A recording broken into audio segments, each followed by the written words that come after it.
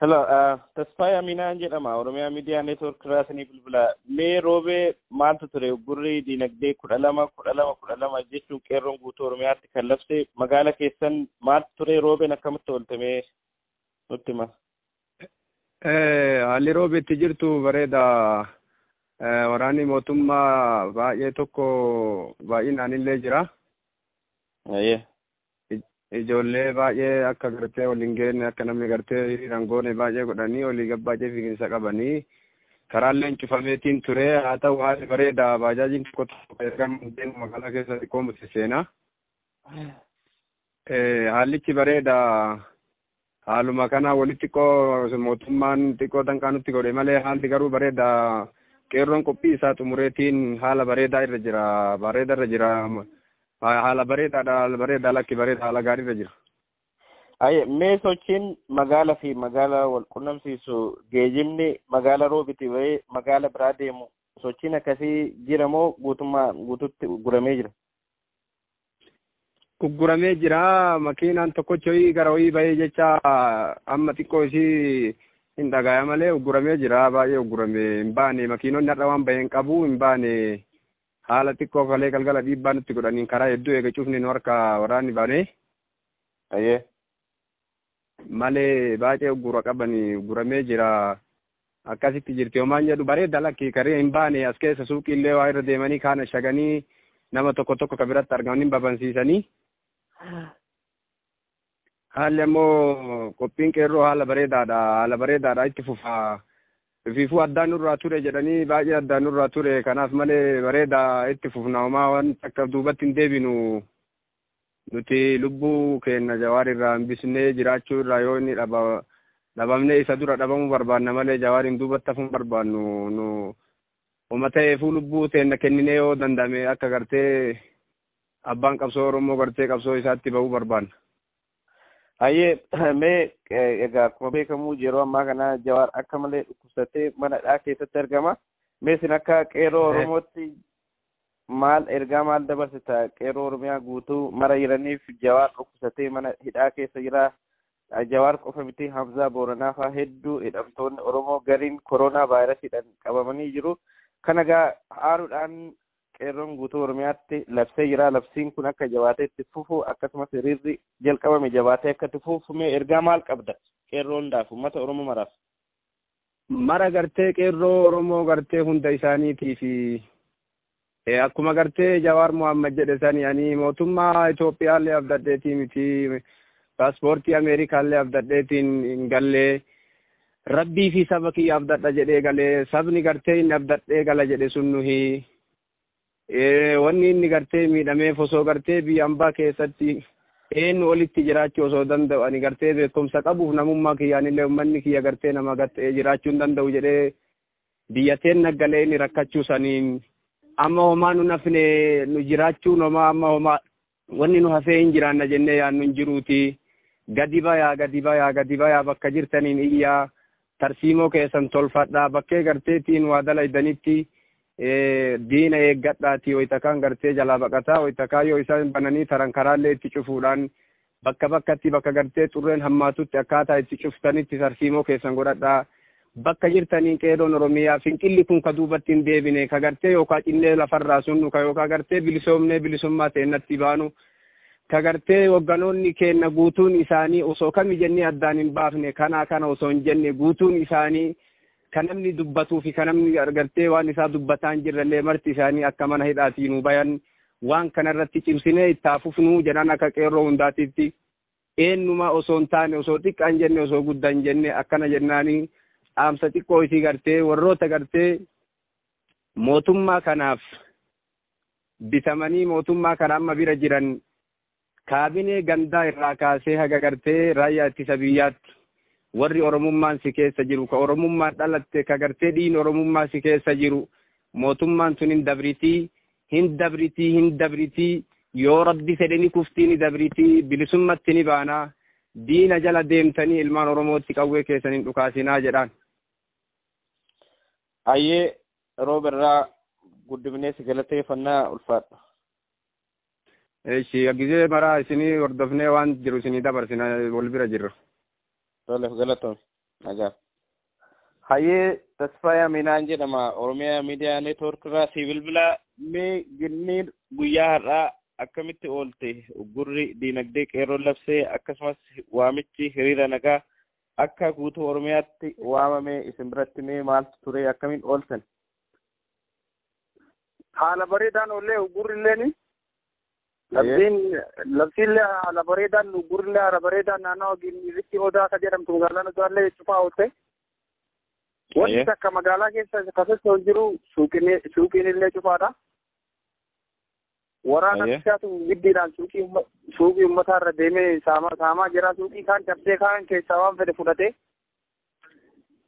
ummata giddiidhaan kurtee wanni banaa jedhanii suuqii banadhaa jedhanii ummanni illee akka Jowaar bahee yookaan wanta kafala argannutti nu mana kennan banannu manatti illee hin gallu jedhanii kuun ijoolleen tankaraatti ari'amtee jirti waraanaan. Namuu magaalaa keessa jiruuti waraanuma deema haala bareedaan wanni jedha namni waan kana dalagsiisaa jiru Muhammad Abdulqaadir jedhama bulchaa magaalaa Ginniiri. Ayyee. Tokko ammootu warra nageenyaa Mustafaa Usmaan jedhama. Tokkollee Jeelaan Bakar jedhama warra nageenyaati. Ayyee. Ajjeesa ijoollee argitan mara ajjeesa ijoollee karaa irratti argitan ajjeesa jedhanii warri makalaakaa baasee magaalaa shoror keessaa jiru jara. Waan kana warroota jara kanallee itti nu dhaaba yoo jarri nurraa dabachuu didde qeerroon tarkaanfii cimaa itti fudhachuuf qophii murteessee jira. Qophii xumuree jira akka jarri nurraa dabatan yoo eenyu maqaan isaa nimera deebi. Bulchaa magaalaa Ginniir Muhammad Abdulqaadir jedhama. Itti gaafatamaa guddina nageenyaa Mustafaa Usmaan jedhama. Ayyee.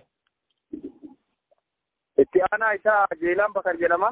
Mee gama biraan uggurri geejibaa maal fakkaata? Magaalaa Ginniir fi magaalota biraa kan wal quunnamsiisan magaalotaa fi magaalota gidduutti uggurri geejibaa maal fakkaata ture guyyaadha? Makiinaan takka wanni takka kan wal keessa deemu jiru wanni takka naannawaa isiitti illee Odaa kan jedhamtu takka illee tuftee jirti. Dooyyoollee karaa Finfinneedhaan wal quunnamu karaa Dooyyoo jedhamu tokko karaa saniin deemayyuu karaa Gooroo jedhamaa sunillee cufamee jira qillee keessa cufamee jira qeerroon dooyyoollee baatee cuftee jirti. Qeerroo Ginniiri magaalaa Ginniiri wal gargaaruun wanni takka jiru gurri haala bareedaan deemaa jira. Qeerroon mana haga Jowaar bahutti manatti hin deebinu jechaadha. Qeerroon tarkaanfiin itti fufa jechaadha. Ayyee meegaa yeroo ammaa kana Jawaar Mahammadi hedduu dhukkubsatee manadhaa keessatti dhukkubsatee jira. Jawaar qofa miti Hamzaa Booranaa akkasumas namoonni hedduu hidhamtoonni hedduu dhibee koronaa vaayirasiidhaan qabamanii hin oollu jechuun jira kan qabamanii mirkanaa illee jira. Jawaar hedduu dhukkubsatee jira. Uummata kiyyaa fi rabbiin abdadhee biyyatti gale kan jedhee Jawaaraadha manadhaa keessatti argamaa akkuma waliigalaatti hidhamtoonni siyaasaa manadhaati haga ba'anitti akkasumas jijjiiramni hundi irraa gara dhufutti qabsoon itti fufaa jechuudhaan qeerroon hiriira waamee mee'ati qeerroo guutuu Oromiyaa keessa jiran yeroo ammaa kana labsii gaggeessaa jiraniif ergaa maalii qabdu?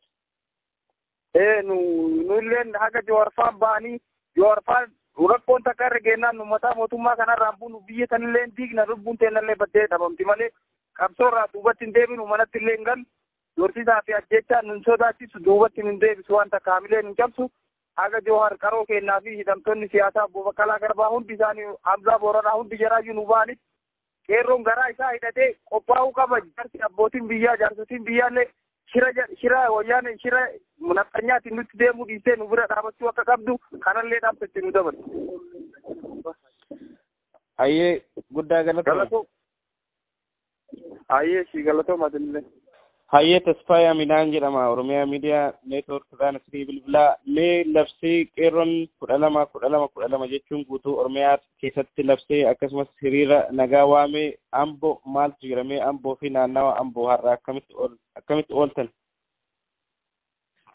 Amboo akkuma qeerroon kanan dura labsee guutuu Oromiyaa kanneen kaan irratti hojiitti jijjiiramaa ture. Har'allee naannoon lixa shaggar magaalaa Amboo hojiitti jira, hojiirra ooleera. Humnaan jarreen lokkeen mootummaa fi warreen onnaa kun bansiisuudhaaf baay'ee dhamaa turanii. Hin milkoofne hagas mara waan milkaa'anii fi konkolaataadhaan karaa bansiisanii ofii bananii konkolaataa isaanii kanaan bansiisaa turanii. Waa konkolaataa ajjabanii uummata gara biraatti jedhanii kana onnaa gochaa turanii. Hagas waan milkaa'anii miti hin milkoofne. Karaa hedduudhaan tooftaa hedduudhaan wanni qabsiisuuf wanni itti jijjiira humna garaagaraa tooftaawwan garaagaraa fayyadamaa turan. Garuu hin milkoofne. Fakkeenyaaf namootaa fi hojjettoota warra konkolaachistoota baajaajii kana fa'aa birrii 2,200 kennanii fi akka isaan hojiitti bobba'an kan isaan naannoo jechaa turanii qeerroon kaleessa har'allee kaleessa galgalallee tarkaanfii irratti fudhachaa turan konkolaataawwan bitanii socho'aa turan izin kaleessa galgala kanneen hojiitti seene jechuudha. Labsiin qeerroo akkuma Jawaar Mohaammed dhukkubsateen jechuudha. Dhukkubsateen nagaameen sochii jalqabame idan warreen sochii sana waan qeerroon jedhe hojiitti hiikan jiru parsantii 80 ol hojiitti hiikameera. Waraanni garuu humnaan barsiisuuf waan godhu hunda afaan qawweetii fi tooftaawwan qabsoon Oromoo ittiin tasalaawu hedduu isaa fayyadamanii basaastuu uummata keessa facaasanii waan hedduu gochaa oolanii garuu qeerroon itti milkaa'eera. Akkamittuu ta'e jechuudha. Haa ta'u, mee gama biraatiin magaalonni konkolaattonni gara Amboo seenan yookaan Amboo irraa ba'anii magaalota biroo deeman sochiin magaalota Amboo fi ollaa naannawa Amboo jiran sochiin geejibaa maal fakkaata ture?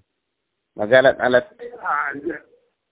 Baay'ee magaalaa Amboo keessa bahanii naannoo kontaakti jechuun tuuloo baay'ee gadaanaadha.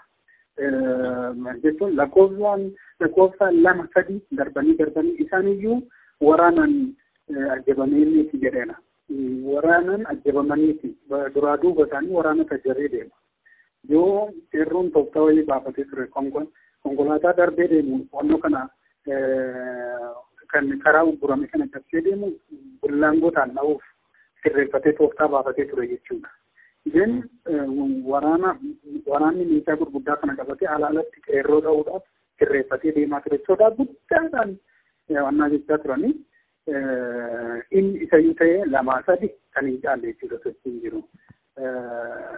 Waan kana cabsisiisuuf jecha Oromoowwan naannoo biraa jiran abdii kuchisiisuuf jecha magaalaa Amboo keessatti sochiin ni jira. Magaalaa Amboo irraa sochiin geejjibaa magaalota birootti magaalota ollaa Amboo irraa gara Ambootti sochiin ni jira jechuun suura kanaan dura kaabinoonni dhiibbaa jechuudha. Suura kanaan dura kaafattee qabdu kaastee agarsiista jechuudha. Kun immoo maal gochuudha? Maal gochuufi Amboo sochiitti Amboo uggura sana hojiirra oolchine jedhee Oromoonni gara biraa jiran. Akkuma beekamu magaalaan Amboo aayikanii qabsoo Oromoo waan ta'eef magaalaan Amboo hojiitti hin jijjiirre kan jedhu kan jedhuun abdii akka kutatuuf Oromoonni naannoo biraa jiru abdii akka kutatuuf sanatti fayyadamaa turan jechuudha. Malee amboo uggurarra oolte jechuudha guyyaa guutuu.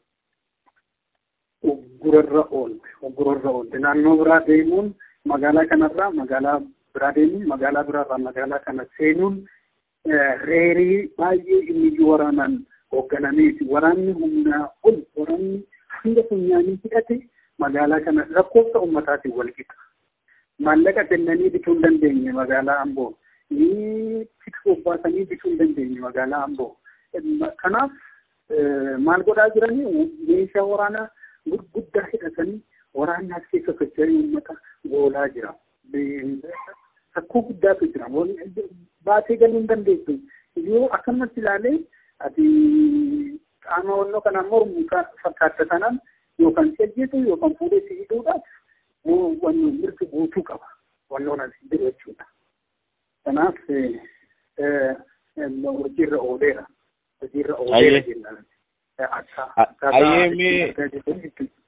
Tole galatoomii guutuu Oromiyaa keessatti egaa qeerroon labsii uggura diinagdee labsee jira akkasumas hiriira nagaa waamee jira.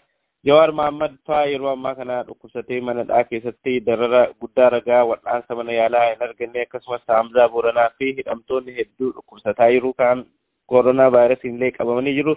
Haga Jawaar faa mana hidhaati baanitti hiriirri kun itti fufaa uggurri kun illee itti fufaa jechuudhaan iddoo adda addaatti dhagaa jirra. Mee atillee Amboorraa qeerroo guutuu Oromiyaatiif ergaa maalii qabdu? Ergaan inni Oromoo maraaf qabu Oromoo golee pilaanetii kanarra jiru. Oromoo jenereeshinii kana ta'e. Oromoo amma lubbuun jiru warri du'eera. Warri gaagaamni irra ka'e qabsoo Oromootiinis ta'e warri lubbuudhaan darbe jira. Isaan darbaniiru warri lubbuun jiru. Sirni kun amma jirutti lubbuudhaan dararamuun keenya. Jireenyatti dararamuun keenya lubbuun darbuun keenya. Itoophiyaan impaayersi biyya kana Itoophiyaan akeekaa fi ilaalchi Minilikiin biqilamte lafee Oromoo qorqitee dhiiga Oromoo tuuttee jiraachuu barte. Kanaaf kan siif malu hanga biyya ofii keetiif keessa wabii kee ta'ee keessa jiraachuu dandeessu. Biyya wabii namummaan kee kabajamee keessa jiraachuu dandeessu hanga ijaarrattutti hanga hiree kee mataa keetiin murteeffachuu dandeessutti qabsoo keetti buufi. Ol hin deebi'in. Amma morma jalatti qabdee huutee waan fiitu galmaan gahattu kaayyoon jaalawwan kaleessa itti wareegaman hanga galma ga'u hanga dhiiga keetiin waan barbaaddu barreeffattu ol hin deebi'in. Bilisummaa kee eenyurraayyuu hin eegin. Bilisummaan kee harka kee jira. Yoo jabaatte bilisummaa kee fudhatta. Yoo hin jabaanne immoo jala deemtuudha barumaan. Ilmaan kee jalatti qabamanii qalamu. Ilmaan kee bobba'anii galuu hin danda'an. Ilmaan kee barachuu dhaqanii barnoota wannaadhaan deebi'uu hin danda'an. Nagaan deebi'uu hin danda'an. Hayyoon Oromoo otoo barnootaaf ergattee laaqana mucaa isheetiif qopheessitee mucaa ishee barnoota deeme laaqanatti otoo hin deebiin karaa mattaafaatii deema. Jaarraan kun kan dhumuu danda'u yoo ati jabaatte irreedhaan tokko taate hiree kee murteeffatte qofaadha. Kanaaf kan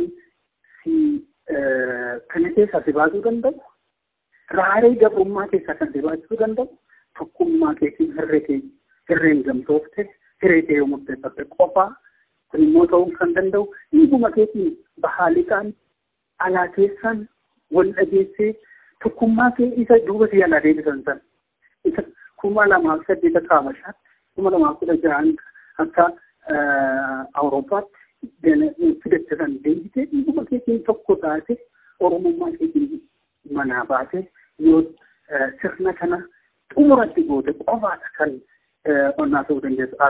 Allees maal taata mirgi ati qabdu mirga bineensa bosonaayyuu hin geessu biyya kee keessatti qe'ee kee keessatti akka namaatti kan ilaalamu erga dachee sanatti akka namaatti rabbii mirga namummaa mirga diimokiraasii mirga namummaa si gonfachiisee si fide ati garuu isa mulqamaa jirta akka sabaatti mataan lafa si ilaale mataan kee ol qabamuu kan danda'u yoo irree keetii jabaatte qofa yoo jabaatte diina kee morma jalatti qabdee qofa. Nama biraan eegini tokkummaa keetiin ka'i waan qabdi kana hanga lubbuu keessaa baaftutti duubatti hin deebiin. Yaa uummata Oromoo jabaadhu homaan eeggatiin kan rabbii qabsoo keetiif kan jiru rabbii fi si qofa. Namni garboon teessaa bilisummaa kee hoo fudhu siin jedhu hin jiru yoo jabaatte qofa bilisummaa keessatti jedhaan kanuman qaba Oromoof. Ayyee guddaa galatoomi qeerroo Amborraa baay'ee si galateeffanna. Ayyee atillee ulfaadhu jabaadhaa warra hoonne. Ayyee galatoom. Ayyee Tasfaayee Aminaan jedhama Oromiyaa Miidiyaa Neetwoork irraa isinii bilbilaamee yeroo ammaa kana godina kamiif magaalaa kam keessatti argamtu haalli godina Arsii Lixaa maal fakkaata? Godina Arsii magaalaa Dodolaa irraa si bilbilutti jira. Haalli magaalaan Dodolaa keessa jirtu tokko nama boonsaa qeerroon Dodolaatii fi jiraattonni magaalaa Dodolaatiif akkasumas naannoo magaalaa Dodolaa jiru labsii qeerroo Oromiyaatiin labsame kana haala ajaa'ibsiisaa ta'e hojiirra oolchee jira. Daandiinis cufaa ture sochiin hundinuu akkuma uggurametti jira.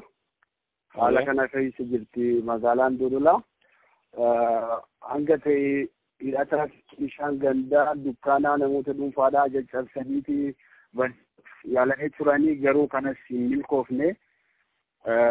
Uummanni gura waamamee jedhe kana haala gaarii ta'een hojiirra oolchee jira. Kana fakkaatti magaalaan Dodolaa. Mee gama biraatiin magaalaa Dodolaatiin alatti magaalonni sochiin geejibaa magaalota ollaatiin wal qunnamsiisan yookaan magaalaa Dodolaa keessa ba'anii darban sochiin geejibaa illee maal fakkaata ture? Magaalaan Dodolaadhaa daandii lamatu keessa qaxxaamuree darbaa daandiin inni tokko isa daandii guddichaa Asallaarraa dhufee Hasaasa keessa darbee gara Baalee deemu inni kun immoo Shaashamannee irraa dhufa. Karaa lamaaniin iyyuu sochiin geejjibaa akkuma uggurametti oole jechuudha. Wanti gara magaalaa Roobeetiif godina Baalee keessa darbee gonkumaa hin jiru jechuun ni danda'ama. Haala bareedaa ta'een gaggeeffamaa jira. Qeerroon ammas guyyoota ittaanan kana jabaatee itti fufuu qaba. Yaada jedhuun qaba. Mee keessumaa gaa Jawaarri yeroo ammaa kana dhukkubsatee mana dhaatti jira. Hamzaa Booranaa fa'aa dhukkubsataniiru. Obbo Baqqalaan akkasumas hidhamtoonni hedduu dhibee koronaa vaayirasiitiin mootummaan kun qabsiisaa jira. Mee egaa gurri amma jabaate kun labsii qeerroon labsee guutuu Oromiyaatti waamee hiriira nagaa waamillee akkamiin jabaatee itti fufaa galiin qabsoo kanaallee maal ta'uu qabaa ergaa maalii qabbisu? Kun wanta beekamuudha.